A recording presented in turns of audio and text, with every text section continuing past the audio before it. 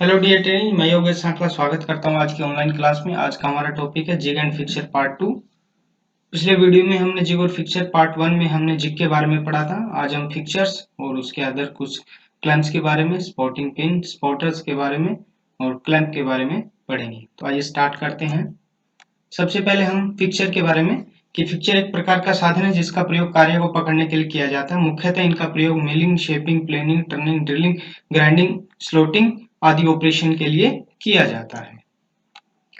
आगे classification of fixture कि job पर की जाने वाली कार्य क्रिया के अनुसार फिक्सरों की आकृति व डिजाइन अलग अलग होते हैं। इनकी आकृति व डिजाइन उस मशीन की किस्म पर निर्भर करती है जिस पर इन्हें प्रयोग करना होता है। जैसे milling fixer, shaping fixer, welding fixer, turning fixer, drilling fixer, grinding fixer, slotting fixer के लिए किया जाता है। अर्थात सीधी और सरल भाषा में कि जिस मशीन के ऊपर फिक्सर का प्रयोग किया जाता है उसको उसी नाम से जाना जाता है। ड्रिल मशीन पे प्रयोग किए जाने वाले फिक्सर को ड्रिल फिक्सर, वेल्डिंग पे प्रयोग किए जाने वाले फिक्सर को वेल्डिंग फिक्सर। अब टाइप्स ऑफ फिक्सर कि जैसे जिग हमारे 13 प्रकार के थे, उसी प्रकार से फिक्सर हमारे 5 प्रकार के हैं। Plate fixer, angle plate fixer, modified angle plate fixer, vice job fixer, induction fixer. तो सबसे पहले आइए हम पढ़ते हैं प्लेट फिक्सर के बारे में। इस प्रकार के फिक्सर साधारण होते हैं जिनको प्राय फ्लैट प्लेट से बनाया जाता है। कार्य को पकड़ने व लोकेटिंग के लिए इनमें क्लैंप लोकेटर्स लगे होते हैं। हम डायग्राम देख रहे हैं, ये डायग्राम प्लेट फिक्सर का है। आगे हमारा 2 नंबर एंगल प्लेट फिक्सर कि इस प्रकार के फिक्सर का प्रयोग तब किया जाता है जब कार्यक्रिया माउंटिंग लोकेटर से समकोण में करनी हो। ठीक है, जब जॉब हमारा माउंटिंग लोकेटर से समकोण में बंधा हो या हमें कार्यक्रिया समकोण में करनी हो। अगला है हमारा मॉडिफाइड एंगल प्लेट फिक्सर।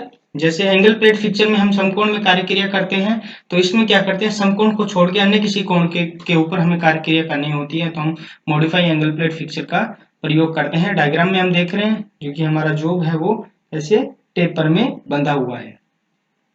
आगे है वाइस जॉब फिक्सर कि इस प्रकार के फिक्सर का प्रयोग छोटी छोटी पार्ट्स की मशीनिंग करते समय करते हैं। ये फिक्सर्स पार्ट्स के आकार के अनुसार बनाए जाते हैं जिन्हें वाइस की जाप्लेट के स्थान पर फिक्स करके प्रयोग किया जाता है। डायग्राम में हम देख रहे हैं जैसे हमारा जो जॉब होता है, जॉब का जैसा आकृति या डिजाइन होता है उसी के अनुसार हम फिक्सर को वाइस के जा के स्थान के ऊपर फिक्स करके उनको बांध के कार्यक्रिया करते हैं। आगे इंडक्शन फिक्सर है। जैसे इंडक्शन जिग था हमारा, उसी प्रकार से सेम वही है हमारा। इस प्रकार के फिक्सर का प्रयोग बराबर दूरी पर परिशुद्धता में मशीनिंग करने के लिए किया जाता है। जैसे गियर के जो दांते हैं वो काटते समय गियर के दांते समान कटते हैं, बिल्कुल समान माप में। हेक्सागोन है तो हेक्सागोन के सभी एंगल और साइड इक्वल होते हैं। कीवे काट रखा है दो साइड में, टॉप में या फिर राइट साइड में, तो ये भी बिल्कुल इक्वल कटा है। तो इसलिए इसके लिए इंडक्शन फिक्सर का प्रयोग किया जाता है। आगे होता है ड्रिल बुश कि जब हम जिग का प्रयोग करते हैं तो जिग में बुश का प्रयोग किया जाता है। तो बुश क्या होते हैं उसके बारे में पढ़ेंगे अभी हम कि ड्रिलिंग करते समय ड्रिल बुश का विशेष योगदान रहता है। ये ड्रिल, रीमर, टेप या होल को सुधारने या होल को बनाने में प्रयोग किए जाते हैं तथा घूमने वाले टूल की स्थिति गाइड करने में भी सहयोगी होते हैं। ये हार्ड व ग्राइंड किए हुए होते हैं। कार्य आकार के अनुसार ये विभिन्न प्रकार के होते हैं। ये मटेरियल किसके बने होते हैं, ये टूल स्टील के बने होते हैं। टाइप ऑफ ड्रिल बुश, 3 प्रकार के ड्रिल बुश होते हैं, press fit Bush, renewable Bush, linear Bush. आइए पढ़ते हैं एक-एक के बारे में। प्रेस फिट, सबसे पहले हमारा प्रेस फिट बुश। तो ये बुश जो दो आकार में होते हैं, इनकी 2 प्रकार का होता है, एक हेड वाला और एक बिना हेड वाला। ठीक है, इसका प्रयोग कहाँ किया जाता है, इसका प्रयोग वहां किया जाता है जहां बुश को बार बार बदलने का पता नहीं चलता। अब डायग्राम में हम देख रहे हैं एक हेड वाला और एक बिना हेड वाला है। दूसरा पढ़ते हैं रिन्यूएबल बुश के बारे में। तो जो हमारा रिन्यूएबल बुश है 2 प्रकार का है, स्लिप रिन्यूएबल बुश और फिक्स रिन्यूएबल बुश। तो स्लिप बुश रिन्यूएबल बुश है, इसका प्रयोग वहां किया जाता है जहां एक ही जॉब में विभिन्न प्रकार के ऑपरेशन हो, जैसे ड्रिलिंग है, रिमिंग है। ठीक है, तो ये बुश प्रेस फिट किए हुए लाइनर बुश तथा एकलॉक क्लैंप के साथ प्रयोग किए जाते हैं। इस बुक का प्रयोग लाइनर बुश के साथ में किया जाता है। ठीक है, दूसरा हमारा है फिक्स रिन्यूएबल बुश। तो इस बुश में क्या होता है, प्रत्येक बुश के साथ केवल एक ही ऑपरेशन करना होता है। ये सभी लाइनर में पकड़े जाते हैं तथा लाइनर बुश का प्रयोग मजबूत सुराख बनाना जहां रिन्यूएबल बुश लोकेट किए हुए हों। ठीक है, लाइनर बुश के साथ इनका प्रयोग किया जाता है। अगला हमारा लीनियर बुश है कि जो लीनियर बुश है इस प्रकार ये बिल्कुल साधारण और हल्के कार्य के लिए प्रयोग किया जाता है। ये भी हम डायग्राम में देख रहे हैं, हेड वाला और एक बिना हेड वाला है। आगे है locating and spotting in jig and fixture.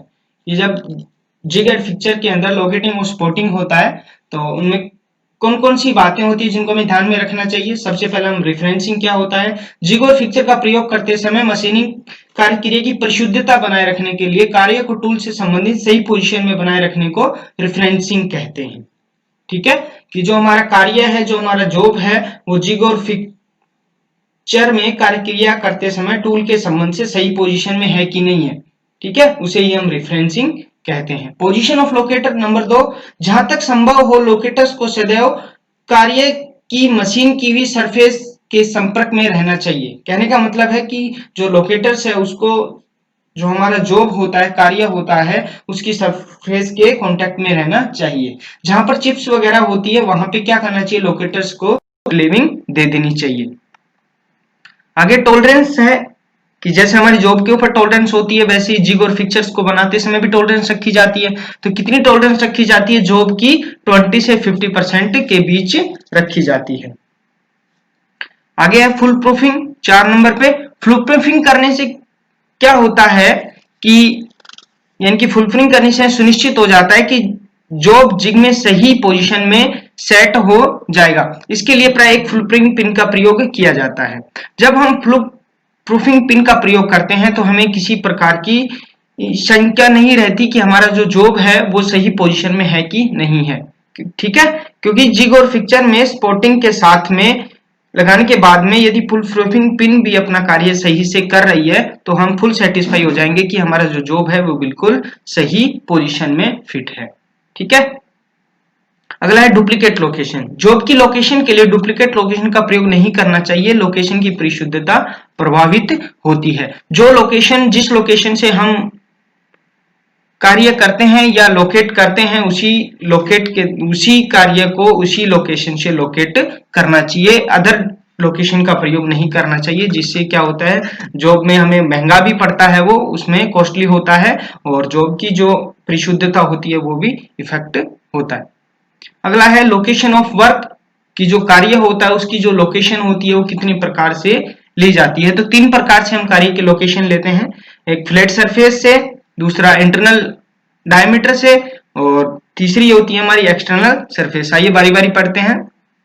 सबसे पहला है लोकेशन फ्रॉम फ्लैट सरफेस, यानी कि हमारे पास में कोई चपटी सतह है तो उससे लोकेशन कैसे लेते हैं और लेने के लिए किसका प्रयोग किया जाता है। तो जो फ्लैट सरफेस से लेने के लिए हमें 2 विधियों का प्रयोग करते हैं। पहली होती है सॉलिड स्पॉट, दूसरा एडजस्टेबल स्पॉट के द्वारा। तो सॉलिड स्पॉट्स के अंदर क्या होता है कि इस प्रकार के स्पॉट्स जिग या फिक्चर के बेस में मशीनिंग करके या अलग से फिक्स करके प्रयोग में लाए जाते हैं। ठीक है, इसका क्या बताया गया इसको कि जब हम जिग और फिक्चर का निर्माण करते हैं तभी इन स्पॉट्स को लगाया जाता है, या अलग से भी हम उसमें एज ए पैड फिट कर सकते हैं। इन्हें प्रयोग में तब लाया जाता है जब मशीन की सरफेस लोकेटिंग पॉइंट की तरह कार्य करती है। ठीक है, डायग्राम में हम देख रहे हैं ये सॉलिड स्पॉट्स हैं। दूसरा हमारा एडजस्टेबल स्पॉटिंग है कि इस प्रकार के स्पॉटर्स का प्रयोग तब किया जाता है जब जॉब की सरफेस रफ हो, अर्थात कास्ट आयरन आदि की बनी हो। ये कई प्रकार के पाए जाते हैं, जैसे thread type, spring type, push type इत्यादि। अभी हम देख रहे हैं इसमें ये थ्रेड टाइप है, इसमें एक एज ए बोल्ट है और बोल्ट्स में इसको एडजस्ट करके हम इसके अप डाउन कर सकते हैं। अगला है लोकेशन फ्रॉम इंटरनल डायमीटर, यानी कि आंतरिक व्यास से हमें लोकेशन लेनी हो तो हम किस विधि का प्रयोग करेंगे। 2 विधियां इसमें भी, एक शंक टाइप लोकेटर है और एक शंक पिन लोकेटर है। तो सबसे पहले हम पढ़ेंगे शंक टाइप लोकेटर के बारे में कि ये इंटरनल लोकेटर होते हैं। इनको डावल पिन या स्क्रू के द्वारा, प्रेस फिट के द्वारा तथा थ्रेड के द्वारा फिट किया जाता है। इनका प्रयोग बड़े व्यास की लोकेशन के लिए किया जाता है। हम डायग्राम देख रहे हैं बिल्कुल इसके नीचे 3 डायग्राम हमारे पास में, पहले वाले में एक में डावल, दूसरे में थ्रेड। ठीक है, इसके द्वारा स्पॉट को फिट किया है, दूसरे में हम प्रेस फिट को देख रहे हैं और तीसरे में थ्रेड के द्वारा। ठीक है, इनकी पहले में पिन के द्वारा, दूसरे में स्क्रू के द्वारा, तीसरे में प्रेस फिट के द्वारा और जो चौथा है वो थर्ड फिट के द्वारा। और इनका यूज किसके लिए किया जाता है? बड़े व्यास की लोकेशन के लिए इसका प्रयोग किया जाता है। दूसरे में बाई पिन लोकेटर में कि जो लोकेटर होते हैं वो पिन टाइप के होते हैं और आकृति के अनुसार ये कई प्रकार के होते हैं, जैसे राउंड है, बुलेट है, प्लेन है, कोनिकल है, डाउल है। इसका यूज कहाँ किया जाता है? इनका यूज छोटे साइज की सुराखों की लोकेशन के लिए किया जाता है कि पिन का प्रयोग अलाइनमेंट तथा लोकेटिंग के लिए किया जाता है। अगला हमारा है 3 number location from external surface. यदि कोई बाहरी सरफेस से जब हमें लोकेशन लेनी हो तो उसके लिए हम किसका प्रयोग करेंगे? कौन कौन सी विधि हमारे पास में मुख्य इसमें विधियां हैं। नंबर 1 पे बाय नेस्ट लोकेटर की बाहरी प्रोफाइल की लोकेशन के लिए एक परिशुद्ध लोकेटिंग डिवाइस है। यह पार्ट्स के आकार की होती है, जैसे ring nest, full nest, partial nest. अभी डायग्राम में हम फुल नेस्ट देख रहे हैं, तो जो हमारा फुल नेस्ट है वो ये देखेंगे हम कि एक ट्रायंगल का है, लेकिन इसमें जो कॉर्नर है वो रेडियस में है, और रिंग जो नेस्ट होता है वो रिंग के टाइप का होता है। ठीक है। दूसरा वी लोकेटर में क्या होता है कि जो हमारे गोलाकार के कोई जॉब होते हैं उनके लिए हम वी लोकेटर का प्रयोग करते हैं। डायग्राम में हम देख रहे हैं कि जो हमारा जॉब है इनको वी लोकेटर के बीच में पकड़ा हुआ है। 3 नंबर हमारा फिक्स टॉप लोकेटर है। किस प्रकार के लोकेटर या तो बॉडी के साथ मशीनिंग करके बनाए जाते हैं या इन्हें बॉडी पर अलग से प्रयोग में लाया जाता है। ये हमारे सॉलिड वाले जो हमारा फर्स्ट था फ्लैट सरफेस वाला, सेम वैसा ही है। ठीक है। इन्हें बॉडी पर अलग से लगाए जाते हैं। इसका प्रयोग ऐसे कार्य के लिए किया जाता है जिसको नेस्ट पर नहीं लगाया जा सकता। ठीक है। ये फर्क है इसमें कि किसका यूज किसके लिए किया जाता है, जिसको अन्य किसी नेस्ट पर नहीं लगाया जा सकता। ठीक है। 4 नंबर हमारा है एडजस्टेबल स्टॉप लोकेटर। किस प्रकार के लोकेटर में समायोजन की सुविधा होती है। इसका प्रयोग वहां पर किया जाता है जहां पर घिसावट या मिसअलाइनमेंट के कारण एडजस्टमेंट की आवश्यकता होती है। इसमें क्लैंप की सुविधा भी होती है। एडजस्टेबल के अंदर क्या होता है कि इसमें हम हमारे जो लोकेटर्स होते हैं या जिसमें जहां हम पोजीशन लेते हैं उसको एडजस्ट कर सकते हैं, उसको कम ज्यादा कर सकते हैं। किस द्वारा एडजस्ट करेंगे? इसमें हम स्क्रू के द्वारा एडजस्ट कर सकते हैं। ठीक है। और क्यों आवश्यकता क्यों पड़ती है? क्योंकि वहां घिसावट होती है, घिसावट की वजह से वहां मिसअलाइनमेंट होता है और उसको एडजस्ट करने के लिए हमें इसकी आवश्यकता होती है। इसमें क्लैंप की सुविधा भी होती है। अगले हमारे इजेक्टर हैं कि इजेक्टर क्या होता है। बस इजेक्टर का प्रयोग बाहर निकालना होता है, बिल्कुल सही है। इसमें जब पार्ट्स को फुल नेस्ट या रिंग नेस्ट में लोकेट किया जाता है, ठीक है, तो कार्य करने के लिए लगाते हैं। कार्य क्रिया करने के बाद में उसको बाहर निकालने की आवश्यकता होती है पार्ट्स को, तो बाहर निकालने के लिए हम इजेक्टर का प्रयोग करते हैं। अगला है टूल फोर्स क्या होता है। सीधे और सरल भाषा में जब कार्य क्रिया करते हैं तो टूल के द्वारा लगने वाला फोर्स टूल फोर्स कहलाता है। ठीक है। किस दिशा में होता है? अधिकतर वो टूल फोर्स टूल से डाउनवर्ड की दिशा की ओर होता है, नीचे की तरफ होता है। क्लैंपिंग फोर्स क्या होता है?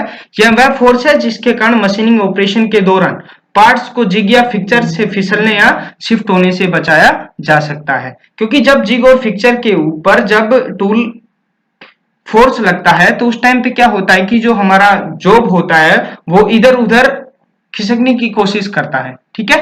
तो उसको क्लैंप फोर्स के द्वारा वहां पे फिक्स किया जाता है, वहां पे रोका जाता है, फिसलने से बचाया जाता है।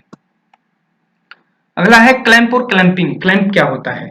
जिग और फिक्चर के अंदर जॉब को क्लैंप करने के लिए क्लैंप और या क्लैंपिंग का प्रयोग किया जाता है। क्या कहते हैं कि क्लैंप जिग या फिक्चर का वह भाग है जो जॉब को मशीन प्रक्रिया के दौरान जॉब को सही पोजीशन में पकड़ता है।